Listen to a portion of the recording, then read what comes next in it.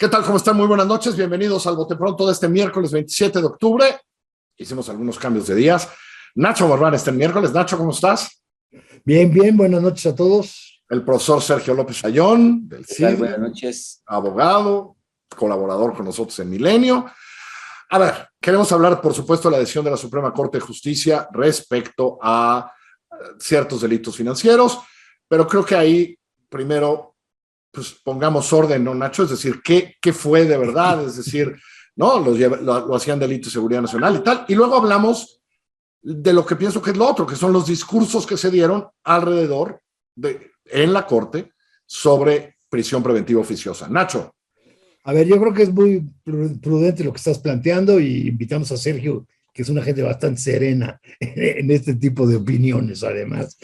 El artículo 19 de la Constitución establece que una exageración, si tú quieres, que el juez ordenará prisión preventiva oficiosa y en una lista como de 15 delitos.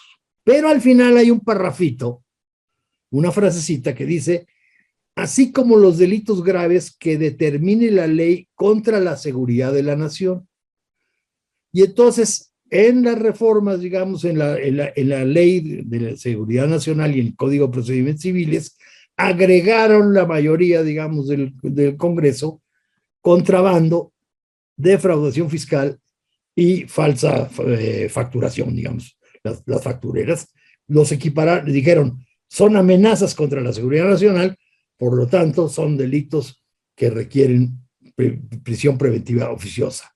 La Corte discute eso el lunes, digamos, a partir de una acción de inconstitucionalidad que presenta un tercio del Senado, si mal no recuerdo, o un número de legisladores, y la Comisión Nacional de Derechos Humanos, con un amicus curiae de la Coparmex, inclusive también, y simple y sencillamente dice, estos delitos no pueden tener, no pueden ser prisión preventiva oficiosa, y punto. Y de ahí se suelta un discurso de un lado y del otro. No, pero a ver, pero a mí lo que me importa es que, no es de un lado y del otro, es el discurso de Arturo Saldívar y el discurso de un par de ministros también, ¿o no, Sergio? Que hablan de este absurdo de la prisión preventiva oficiosa y de cómo debe ser solo extraordinaria, que de hecho ya no es, ¿no, Sergio? A ver, ese es el punto. A ver, voy a tratar de ser muy sintético. 2008, cambio de sistema penal. Ajá. Ahí se establece un cambio fundamental en lo que hoy se conoce como vinculación a proceso. ¿Qué dice la Constitución? Para vincular a proceso basta que haya un hecho delictivo y la probable responsabilidad del imputado. Con eso es suficiente para vincularlo a proceso, es decir, para iniciar el proceso. Y que esto iba a corregir un montón de problemas que existían en el antiguo sistema penal. El estándar es muy bajo y es muy distinto al que se requiere para sentenciar culpable. Y hay un tercer principio, presunción de inocencia. Cuando a mí me vinculan a proceso, me pueden imponer lo que se llama medidas cautelares, que buscan evitar que me fugue, evitar que haga daño a las víctimas, asegurar que el proceso se va a desenvolver adecuadamente. Una de las medidas cautelares es la prisión preventiva, que es la medida más extrema. Es cuando la persona hay evidencia de que se puede fugar o cuando puede poner en peligro a las víctimas, a los testigos o las pruebas en el proceso. La Corte Interamericana lo ha dicho muchas veces, es una medida excepcional que se justifica solo por las circunstancias particulares del caso en cuestión. ¿Por qué? Porque hay presunción de inocencia. La Constitución mexicana, sin embargo, prevé esto que decía Nacho. Algunos delitos, dice, cuando cometas estos delitos, originalmente eran 7 delitos, en automático el juez tiene que decretar prisión preventiva.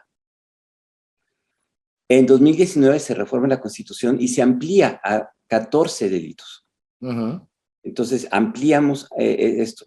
Y eso ya fue problemático. Lo que discuten los ministros, en el extremo González Alcántara, que dice, la prisión preventiva es inconvencional, la Constitución habría que declarar cualquier prisión preventiva inconvencional. Saldívar se mueve un poco y dice, no es inconvencional. En realidad, forma parte de la Constitución, tenemos que interpretarlo.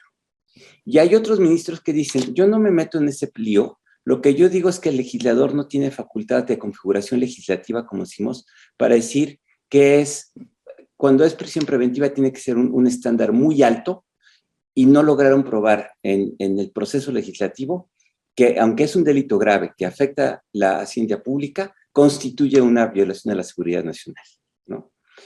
Así muy sintéticamente son las tres posiciones que están en la Corte. Ahora, Sergio, lo que también es cierto es que el argumento del ministro presidente, ¿no? Y de los otros ministros va más allá solo de esta parte de seguridad nacional, Claro, y regresan al asunto de la prisión preventiva oficiosa, en que hemos duplicado esos delitos en los últimos años, ¿no? Correcto. Reiteran que es una medida excepcional que tendría que estar limitada y que por lo tanto el estándar, insisto por eso, González Alcántara se va hasta Dice, no debería existir. No debería existir. Saldívar dice, sí, solo en los casos que lo prevé expresamente la Constitución, porque yo lo he dicho, y así lo dice con toda claridad, que esto es un problema, la prisión preventiva oficiosa es problemática, ¿no? Y Lainez, por ejemplo, es una exposición muy clarita de por qué y la racional, también Ortiz Mena, ¿no? Y más allá del racional jurídico, Carlos y Nacho, los datos, lo dijimos en 2019, los datos prueban que la prisión preventiva no sirve para investigar y no sirve para disuadir de los delitos. Para lo que sí sirve es para que la gente más, con recursos económicos más limitados y con estudios, vean los números que acaba de sacar Animal Político. Sí, sí, en Intersect. La mayor parte de las personas que están en prisión están sin sentencia y las sentencias absolutorias son 3-1. Y o sea, no sirve, ¿no, Nacho? No, por supuesto que no sirve. Lo que yo creo que queda muy clara con la exposición de Sergio es la enorme distancia entre el discurso y la resolución. La resolución es muy justa, muy bien armada, digamos, para 3 tipos de delitos. Eso dio pie, digamos, para toda una argumentación que genera un debate público que es muy importante. Creo que a la larga, la argumentación, pues que llega al extremo de González Alcántara, que dice, bueno, ¿por qué no revisamos si la Constitución está bien o debemos echar abajo la Constitución por no cumplir con convenciones?